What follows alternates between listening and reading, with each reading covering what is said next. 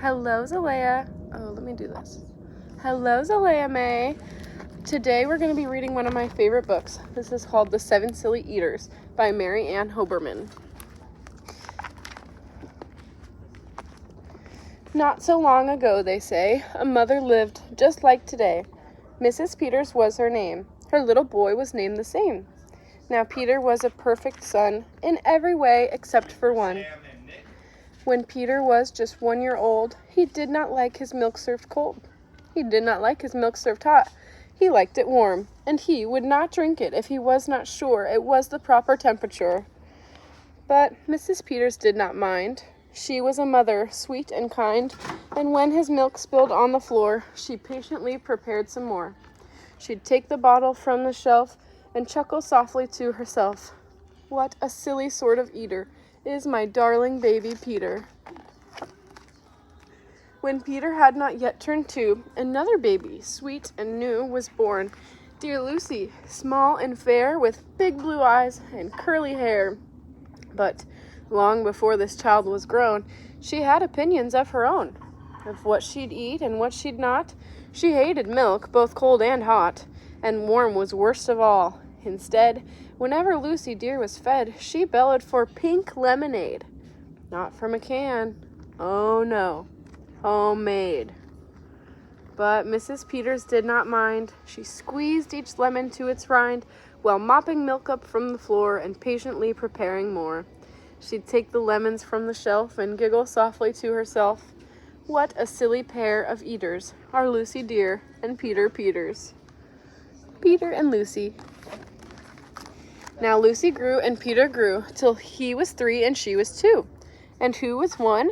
Why, little Jack, with eyes so brown and hair so black. A happy baby, never cross, but all he'd eat was applesauce. Peeling apples by the pound, Mrs. Peters faintly frowned. She'd take the apples from the shelf and murmur weakly to herself, what a silly bunch of eaters are Lucy, Jack, and Peter Peters. Peter, Lucy, and young Jack had another brother, Mac. Mac was charming, round and plump, but if his oatmeal had a lump, Mac would dump it on the cat.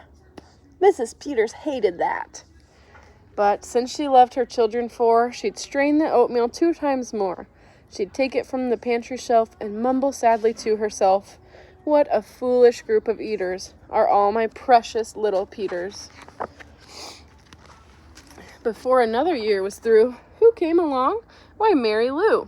She was a darling, sweet and bright, and had a healthy appetite. That is, as long as she was fed soft and squishy homemade bread. Poor Mrs. Peters got no rest, but still she did her very best. She'd take the flour from the shelf and mutter feebly to herself, what a fussy bunch of eaters are all my lovely little Peters. A year rolled by. The children grew. They really are a splendid crew, sighed Mrs. Peters, pinning pins and diapering her brand new twins.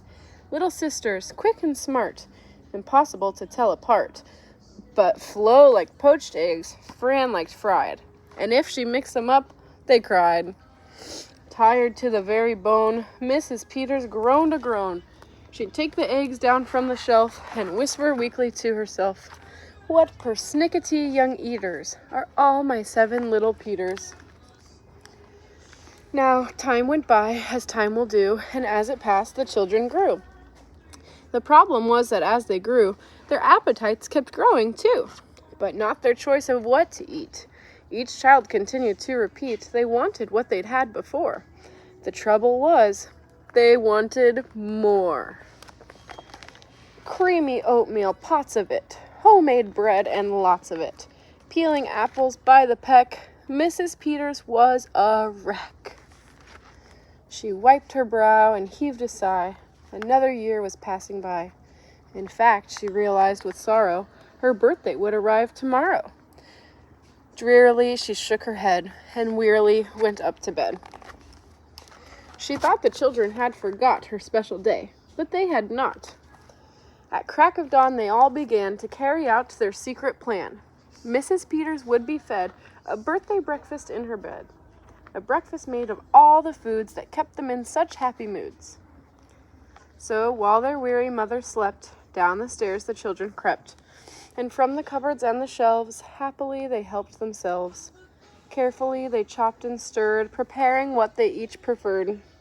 But despite the pains they took, since nobody knew how to cook, to measure things or make them hot, the more they tried, the worse it got. First, Mac's oatmeal turned out lumpy, which made poor Mac turn grim and grumpy. In fact, the lumps got him so cross he dumped them in Jack's applesauce. This bothered Jack so much he threw it in the dough of Mary Lou, who tossed the mishmash that made straight into Lucy's lemonade. And that put her in such a huff, she poured the icky, sticky stuff into the double frying pan that held the eggs of Flo and Fran, who flung the hodgepodge on the spot into the milk in Peter's pot.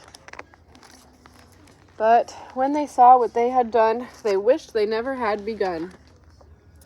They'd hardly slept a wink that night, and still things hadn't turned out right. And even though they'd tried their best, it hadn't worked. They were depressed. They'd be in trouble, too, unless they found some place to hide the mess. The oven seemed the perfect spot. They all forgot it still was hot. They stuck the pot inside, and then they all went back to bed again. The clock struck 6, but on they slept. Meanwhile, their mother softly stepped down to the kitchen, smelled a smell. What could it be? She could not tell. It smelled so good, she sniffed some more and opened up the oven door. She woke the children with her cries. They all came running in surprise. And in the kitchen, what they found was Mrs. Peters dancing round. And in the oven, no mistake, a pink and plump and perfect cake.